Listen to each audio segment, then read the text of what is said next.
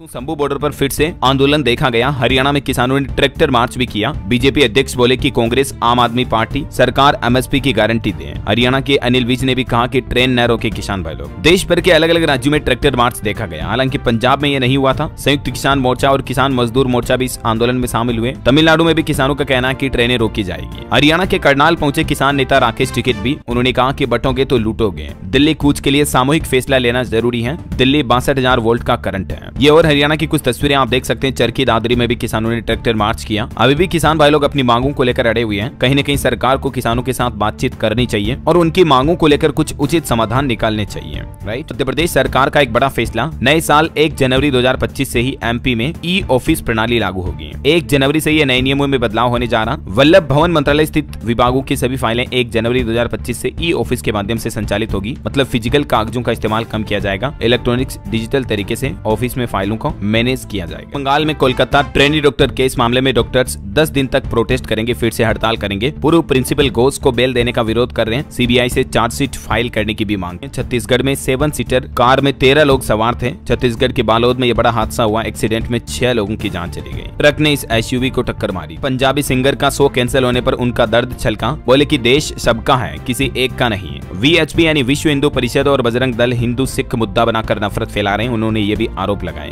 Punjabi singer Ranjit बावा का हिमाचल में show cancel होने पर उन्होंने नाराजगी जताई। में आतंकी हमले का भी अलर्ट जारी हुआ। एनआईए ने स्टेट पुलिस को रिपोर्ट भेजी। डेड ड्रॉप मॉडल का जिक्र किया। चीनी डिवाइस मिलने का भी दावा किया जा रहा है। तो बिहार झारखंड को जोड़ने वाली सड़क की बदल जाएगी सूरत। अब एक और जगह आपको टोल देना पड़ेगा। जल्द ही इसका काम भी शुरू होगा। ये दुमका हंसडीहा सड़क है जिस पर एक्स्ट्रा टोल वगैरह लगाए जाए। हरियाणा राज्य में महिलाओं को मात्र 500 रुपए में मिलेगा गैस सिलेंडर और इसके लिए महिलाओं को एक काम करना होगा। दरअसल हरियाणा सरकार हर घर हर गृहिणी योजना के तहत अंत्योदय परिवार के महिलाओं को मात्र 500 रुपए की रियायती दरों पर एलपीजी गैस सिलेंडर हर महीने देने की घोषणा की है। इस योजना का उद्देश्य है जो बीपीएल परिवारों के लोग बाग हैं उन्हें स्वच्छ ईंधन मुहैया कराना और महिलाओं के जीवन स्तर में सुधार लाना। तो जो अंत्योदय परिवारों की महिलाएं हैं वो इस योजना के आधिकारिक पोर्टल पर अपना रजिस्ट्रेशन करवा सकती हैं इस योजना का फायदा लेने के लिए। और भी ज्यादा जानकारी देख सकते हैं आप इस बारे में। उत्तर प्रदेश अयोध्या में अब हृदय रोगियों का भी इलाज हो पाएगा। मेडिकल कॉलेज में कैथ लैब के निर्माण के लिए 20 करोड़ रुपए जारी किए जाएंगे। हिमाचल प्रदेश में सरकारी विभागों में दौड़ेंगे अब ई वाहन। एचआरटीसी की 200 बसों का भी बदलाव किया जाएगा। महाराष्ट्र में मनोज जरांगे फिर से शुरू करेंगे आंदोलन अनिश्चितकालीन अनशन। उन्होंने कहा कि मराठा समुदाय के लोग भी इस अनशन में आ सकते। अयोध्या के राम मंदिर में पुजारियों के लिए सख्त नए नियम लागू हुए। अब पुजारियों के लिए मोबाइल पर पूरी तरह से बैन लग चुका है और उनकी पूजा पालियों में भी ड्यूटी चार्ट बनाया गया है। मतलब इतने टाइम से इतने टाइम तक कौन पुजारी पूजा करेगा वगैरह वगैरह। इसके अलावा भी अब बाहरी व्यक्तियों को स्पर्श नहीं कर पाएंगे पुजारी। ये कुछ मंदिर प्रशासन समिति द्वारा पुजारियों के लिए नए नियम लागू किए। उत्तर प्रदेश की योगी सरकार ने बेटियों को बड़ा तोहफा दिया। यूपी के इस शहर में बनने जा रही पहली पिंक लाइब्रेरी जहाँ बच्चियों को ढेर सारी किताबें मुफ्त में पढ़ने का मौका मिलेगा। उत्तर प्रदेश के मुरादाबाद में लड़कियों के लिए बेटियों के लिए स्पेशल लाइब्रेरी बनाई जाए। बिहार में 17 दिसंबर से बदल जाएगा जमीन रजिस्ट्री का नियम। यानी आज से ही बिहार में जमीन खरीद बिक्री के लिए नए नियम लागू होने जा रहे हैं। ई रजिस्ट्री सिस्टम लागू होने जा रहा बिहार में अब, जिसके तहत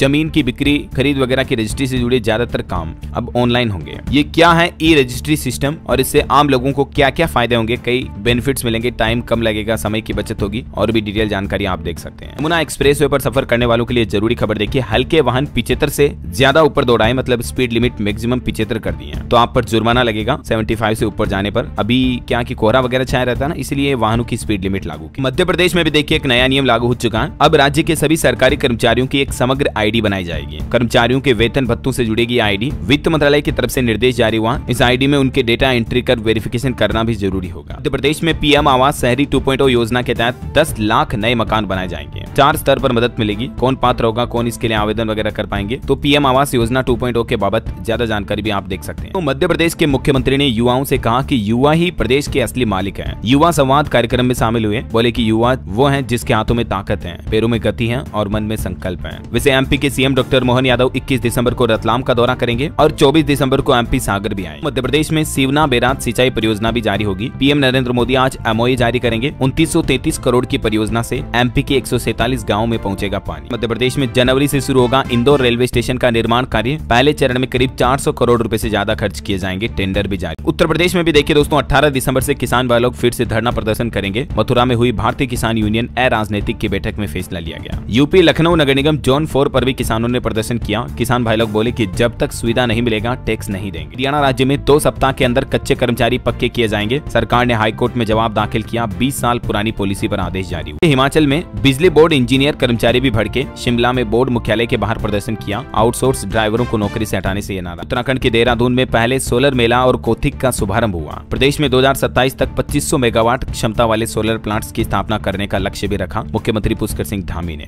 और दोस्तों, उत्तराखंड राज्य ने वैश्विक योग केंद्र बनने के लिए भी भारत की पहली योग नीति का अनावरण किया। उत्तराखंड सरकार ने नेशनल गेम का शुभंकर और लोगो भी लॉन्च कर दिया। मुख्यमंत्री धामी बोले कि त्योहार की तरह होगा 38वें गेम्स का आयोजन। मध्य प्रदेश के मुख्यमंत्री मोहन यादव की एक और बड़ी घोषणा, पुलिस बैंड के हर जवान को मिलेगा 10-10 हजार रुपए का पुरस्कार। छत्तीसगढ़ में डेयरी विकास के लिए एक महत्वपूर्ण ऐतिहासिक कदम उठाया गया। मुख्यमंत्री ने केंद्रीय गृह मंत्री अमित शाह के साथ 2 महत्वपूर्ण समझौते भी किए राज्य में डेयरी उत्पादन को बढ़ावा देने के।